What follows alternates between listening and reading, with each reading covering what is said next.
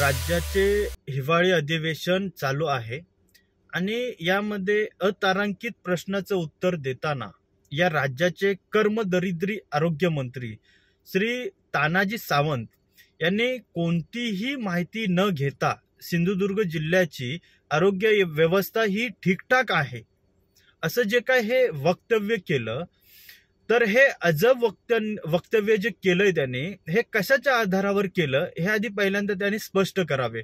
मला वाटतं की इथली जी काय सरकारी आरोग्य व्यवस्था आहे ही पूर्णपणे कमजोर केली पाहिजे आणि खिळखिळी करायचा त्यांचा डाव आहे का व याचा मोबदला हा तिथल्या खासगी रुग्णालयांना मिळावा असा तर त्यांचा डाव नाही आहे ना, अशी शंका वाटते। आणि आमच्या जिल्ह्यामध्ये तशी चर्चा पण चालू आहे।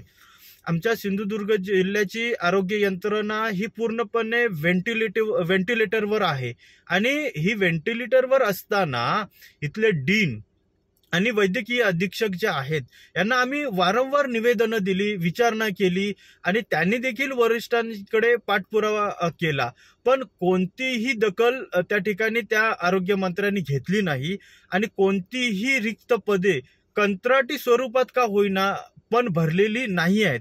आज रुग्णालयांमध्ये औषधांचा साठा नाही आहे, रुग्णालयांमध्ये पूर्णपणे त्या रुग्णालयांची अवस्था दुरावस्था झालेली आहे।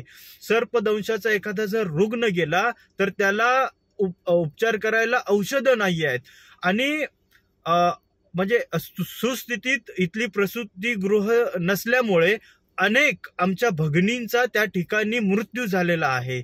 अनेक नवजात बालकं या ठिकाणी दगावलेली आहेत आणि ह्या सगळ्याला जबाबदार हे निष्क्रिय आरोग्य मंत्री आहेत। आणि मागे पण यांनी एक अजब दावा केलेला होता की म्हणजे खेकड्यांमुळे हे धरण फुटले आहे आणि हाफकिन्स वगैरे त्यांचं ते वक्तव्य होतं।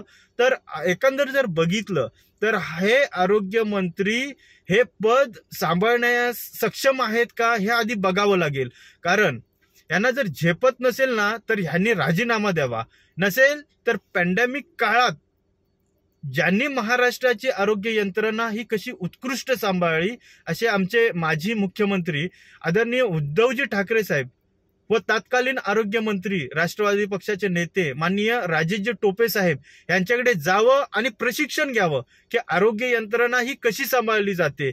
आता पॅन्डेमिक काळ पण नाही आहे तरी पण हे अकार्यक्षम मंत्री जे आहेत ही आपली जबाबदारी सांभाळू शकत नाही आहेत।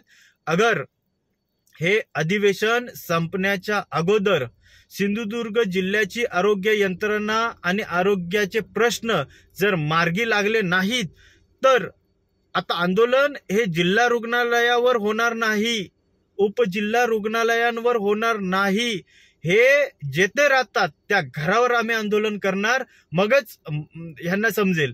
मग जर यांचं आरोग्य बिघडलं तर त्याला जबाबदार ही कोकणचे लोक राहणार नाहीयेत।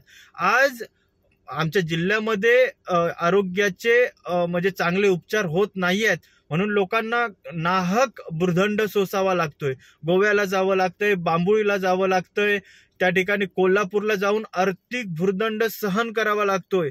ह्याचा मोबदला आम्ही मुंबईत येऊन तुमच्या घरावर आंदोलन करून घेऊ।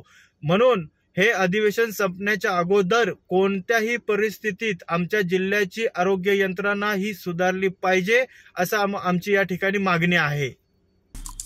आमचे दिवसभरातले सर्व अपडेट्स, ताज्या घडामोडी आणि थेट लाईव्ह पाहण्यासाठी सबस्क्राइब करा, लाईक करा कोकणचं नंबर 1 महा चॅनल कोकण 7 लाईव्हचं YouTube चॅनल।